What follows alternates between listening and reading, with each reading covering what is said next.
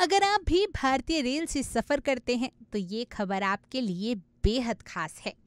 1 जुलाई 2025 से भारतीय रेलवे की टिकटिंग और यात्रा व्यवस्था में कई बड़े बदलाव लागू होने जा रहे हैं। ये बदलाव सीधे तौर पर यात्रियों की सुविधा, पारदर्शिता और यात्रा के अनुभव को ध्यान में रखते हुए किए गए हैं।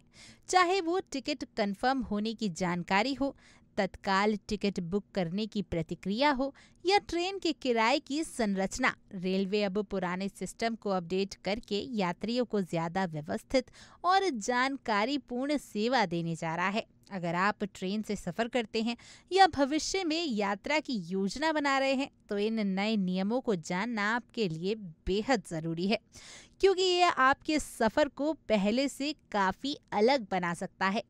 तो आइए जानते हैं रेलवे के वो 3 बड़े बदलावों को।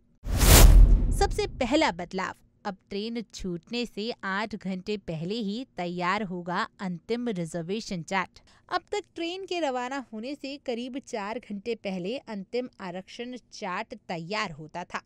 इससे वेटिंग लिस्ट वाले यात्रियों को काफी समय तक ये नहीं पता चलता था कि उनका टिकट कंफर्म हुआ या नहीं।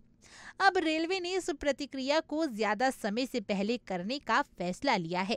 1 जुलाई से ट्रेन छूटने से पूरे 8 घंटे पहले फाइनल रिजर्वेशन चार्ट तैयार कर लिया जाएगा। इससे वेटिंग टिकट वाले यात्रियों को जल्द स्पष्टता मिल जाएगी। अगर टिकट कंफर्म नहीं होता है तो वे दूसरे विकल्पों पर विचार कर सकते हैं, जैसे किसी दूसरी ट्रेन की बुकिंग या यात्रा की योजना को टालना। इससे यात्रा के आखिरी समय पर होने वाली हड़बड़ाहट और असमंजस से राहत मिलेगी। दूसरा बदलाव, तत्काल टिकट अब सिर्फ आधार वेरिफाइड यूजर ही बुक कर सकेंगे। पहले तत्काल टिकट बुकिंग के दौरान किसी भी आईडी से बिना वेरिफिकेशन के टिकट बुक किया जा सकता था। इससे कई बार दलालों और फर्जी अकाउंट्स के जरिए टिकट की कालाबाजारी देखने को मिलती थी। अब 1 जुलाई से तत्काल टिकट बुकिंग के लिए IRCTC पर लॉगिन करने वाले यूजर को आधार वेरिफिकेशन जरूर करना होगा। इस कदम से टिकटिंग सिस्टम ज्यादा पारदर्शी और सुरक्षित बनेगा। इससे अवैध बुकिंग की संभावनाएं कम होंगी और असली यात्रियों को तत्काल टिकट मिलने की संभावना पहले से ज्यादा होगी। तीसरा बदलाव रेल किराए में भी किया गया है। लंबी दूरी के यात्रियों पर इसका असर हो सकता है। पहले रेल किराया बीते कुछ वर्षों से लगभग स्थिर था, खास तौर पर मेल, एक्सप्रेस और AC क्लास में सफर करने वालों के लिए।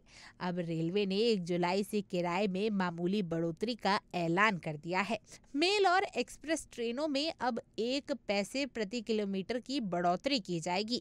AC क्लास ट्रेनों में 2 पैसे प्रति किलोमीटर का इजाफा होगा।